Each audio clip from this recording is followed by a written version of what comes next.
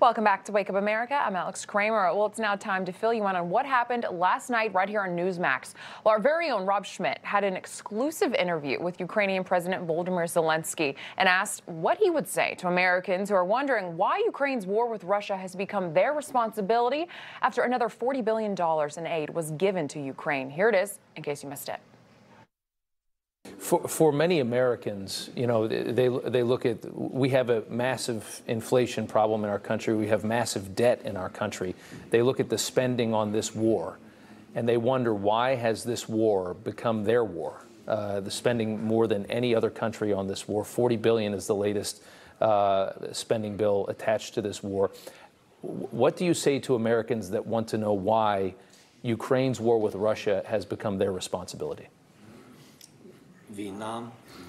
The war in Ukraine is, and unfortunately we have to state this, we need to realize who is the other side, who's the dark power. It's the Russia, and the Russia is not going to stop in Ukraine, for sure. And the other countries, the former republics of the USSR, and they're the members of the EU, or some of them are already NATO member nations. They are already under threat. Also, this Europe is where the Russian or the Soviet army have been dominating. It's also a risk for those countries, and that's also a challenge to the United States.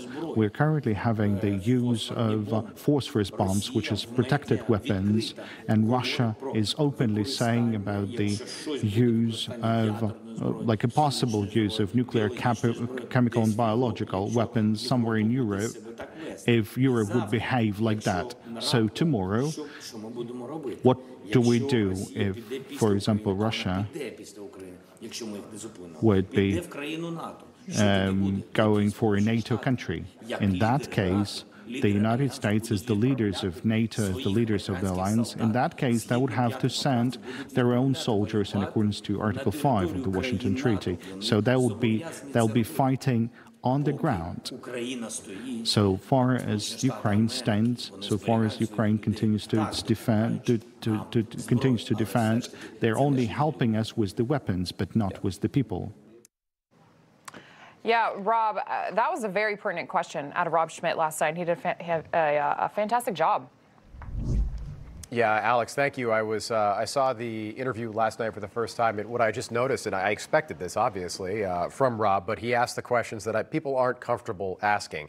And that's a question that we've been asking here on Wake Up America. You know, we're giving you $40 billion. Your defense budget is about $5 billion annually. This is 7 times your annual defense budget, and this is coming right out of the pockets of the American people. And we've got a lot of problems here, too. So a very fair question. And President Zelensky, I thought, tried to answer it as best he could. Tough spot to be in, certainly. Okay, as wakes and funerals continue throughout the week following the deadly shooting at Uvalde's Robb Elementary School last Tuesday, the debate over guns in this country has picked up once again. For more, I want to bring in the host of the Michael Berry Show in Houston, Texas. Michael Berry is with us. Great to have you on this morning. Great to be with you, Rob. So, Michael, here we are about a week removed from the shooting at Robb Elementary in your home state.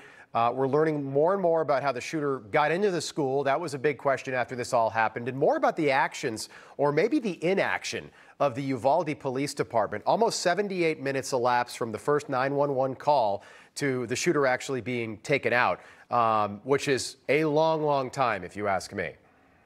Absolutely, Rob. My brother was an over 30-year police officer. He just passed in January in the line of duty. I am the biggest cop supporter you'll ever find. And I came out in defense of these officers when the news first broke, because what we were getting from Uvalde and their school district, particularly their chief, who frankly should be fired, was that they were waiting because there were no live children inside. And so there was no point strategically to sacrificing an officer to get in and take out this target until they had all the resources they needed. We have now learned that is not true. The school resource officer did not engage him, as we were told. They did not attempt to breach the door earlier than they said they did. I think the review, we have to wait on the review, and that we owe that to the officers, but this does not look good for them. It doesn't look good at all. Yeah, I agree. And it's so easy to Monday morning quarterback and point fingers. Hindsight's always 20/20, but you're right that Pedro Arredondo, who's now on the city council, he gave the order to stand down, and I'm sitting there thinking to myself, there are 911 calls coming in from teachers inside the classroom. This, to me, is one of those orders that you disobey. There are little kids. It's a shame he wouldn't even take the office. They had to swear him in while nobody was looking. I mean, Rob, you and I would say, you know what, in honor of the families, I'm not going to do it. I'm going to ride off into the sunset. Yeah.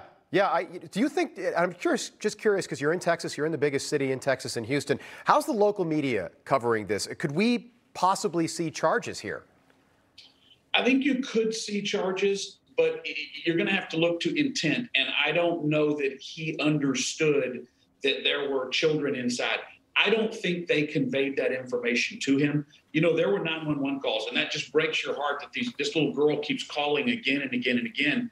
I don't think that was being conveyed. I spoke to some law enforcement officials at the state yesterday, and they said that they don't think they were on the same band. You know, you get these little internecine wars between the sheriff's department, which is where the 911 call dropped, and the local police department and the school officers. Right. And then you got the patrol coming in. If they weren't communicating that information, there's a lot of liability. There's a lot of shame to go around. I don't know that you're going to be able to charge. And by the way, all great points. None of this means that this 18-year-old psychopath, this shooter, wasn't going to try to do what he did.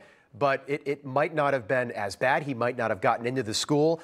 We've had, to your point, law enforcement officials on for the past week, and they have said that you are taught to go in and take out the shooter and neutralize the threat. And that just 78 minutes. It took 78 minutes for that to happen. Final thought.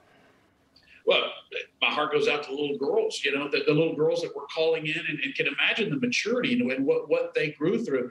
You hope you learn from something like this, but you're always fighting the last school massacre. You're always fighting the last crazy guy. Right. I think there are a lot of answers here. It's not a quick one. You can't just blame one person. I mean, it's just a complicated, ugly situation. Yeah, it certainly is. And we will continue to learn more as the days go on. Michael Berry, thanks so much for being with us. We appreciate it. Hey, I'm Rob Finnerty. Thanks for watching. If you enjoyed this video, please join the conversation in the comments below. Don't forget to subscribe, too.